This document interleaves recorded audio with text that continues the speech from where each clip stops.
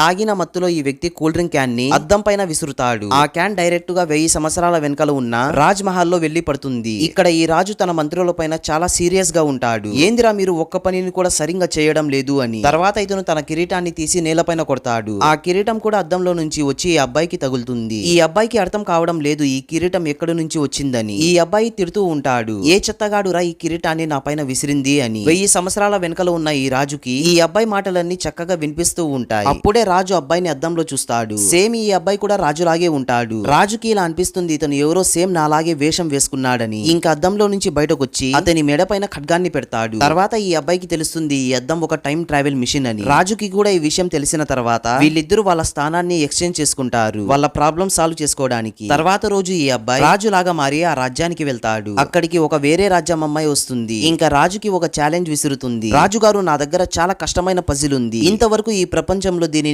ఎవ్వరూ సాల్వ్ చేయలేదు. దీనిని మీరు సాల్వ్ చేస్తే మీ కాళ్ళ ముందర నేను మోకరిల్లుతాను అని చెప్తుంది. ఈ అమ్మాయి తన మాటలను పూర్తిగా చెప్పకముందే రాజు ఆ పజిల్ ని సాల్వ్ చేసేస్తాడు. ఇంకా దానితో ఆడుకుంటూ ఉంటాడు.